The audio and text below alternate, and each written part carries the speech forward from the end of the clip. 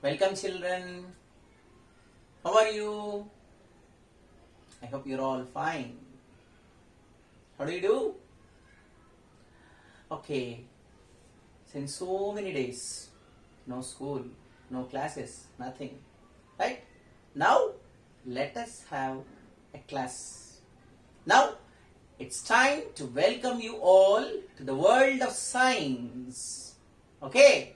Now we are going to begin our 6th class syllabus, the lesson playing with magnets. Okay? Very interesting material, magnet. I hope you all might have seen magnet.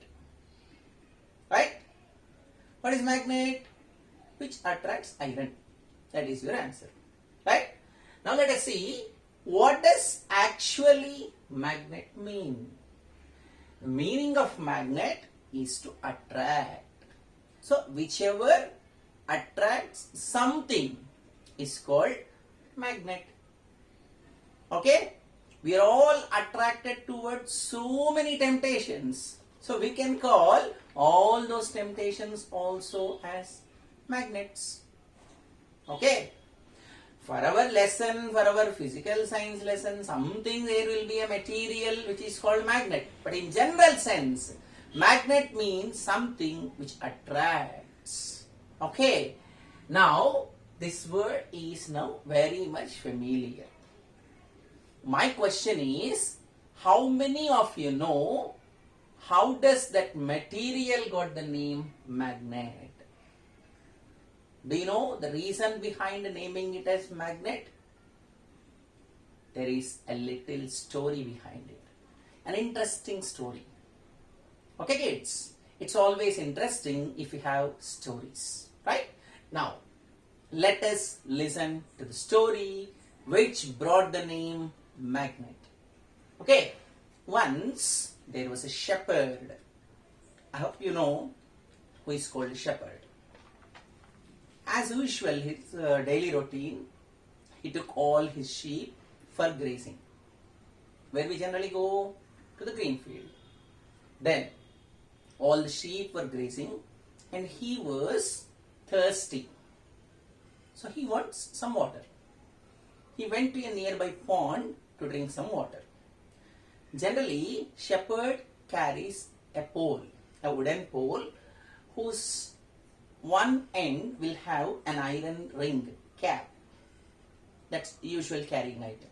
So he took that pole also along with him. When he was drinking water in the pond, he just kept that pole in the water. To a side. Okay? He drank water. It's over. Now, he is pulling his stick back. You know, one surprising incident happened there. What happened, you know? That stick was not coming up. That means someone is pulling it down. Who is inside? It's not a crocodile. It's not a fish. Nothing.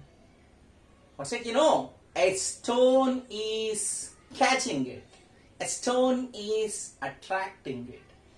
For the first time, it was identified that there is some stone which could attract some materials like iron. Here, most important point is the iron cap is attracted, not the wooden pole.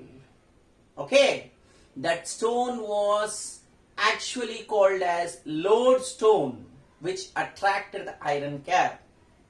Then later on, the experiments went on about that stone, and as it was because of this person Magnus, the shepherd, that material, the lodestone, later on named as magnet. Okay? Now I hope it is clear to you how does that material got the name magnet. Okay? Now, let us see some more words. Magnetic materials. Magnetic materials means we find some materials which are already working as magnets. But some materials can be prepared as magnets. For example, iron, nickel, cobalt, aluminium. What are these? These are all metal names. These all metals can be prepared as powerful magnetic materials. So that means the materials which can be prepared as magnet, they are called magnetic materials. All materials cannot be made as magnets. For example, when we take non-magnetic materials, they cannot be made as magnets. Something like wood, something like glass, something like paper, rubber, plastic, they cannot be prepared as magnet. They never become magnet. Such type of materials are called non-magnetic materials. So, by some process, if we can prepare some material as magnet, initially it's not magnet, but after doing some process, if we can make it as magnet, then it is called a magnetic material. Even though after doing the process, if at all it is not possible to make it as a magnet, then such kind of materials are called non-magnetic materials. Okay, magnetic materials are those like iron, nickel, cobalt, aluminium. Non-magnetic materials like wood, glass, plastic, rubber, paper, etc. Right? Now, we find magnet in different shapes also. We see disc type magnet, bar magnet. This is the usual one which we mostly see. Horseshoe magnet, it will be U-shaped, alphabet U-shape. Then ring type magnets. Ring type magnets generally we use in speakers. Horseshoe magnet also used in some purposes in some devices. Bar magnet is the one we generally use. And disk magnet is generally used in computer CPUs. Okay. One more very important name I am mentioning here. Neodymium. It's a magnet name. So far available magnets, if you see, then the most powerful magnet that is identified so far is neodymium. Okay, right? Now you have two activities in the book. In page number 12 you have activity 1, and in page number 14 you have activity 2. What is given in those activities? It's very simple. You just need to identify which materials, if you take towards magnet, are attracted, which are not attracted. Okay, which are attracted, you can write them as magnetic materials. Which are not attracted, you can write them as non-magnetic materials. Magnetic and non-magnetic materials have to be identified. You may have a question, what materials you need to take? Simple. Chalk piece. Take it towards magnet. Just think, will it be attracted? No, right? So it is non-magnetic. Iron piece, something like nail, it is attracted. So magnetic. Like that, in your surroundings, in the home, with the materials, whatever you find, just imagine one. See, in science, the power of imagination is most important. In some cases, everything we cannot do practically, we cannot see practically. Some things have to be imagined. So imagine, will iron be attracted towards magnet? Yes. So it is magnetic material.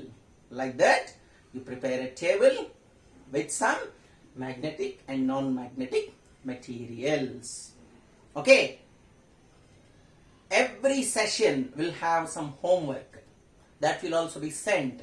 You have to write the answers, and answers will also be posted next.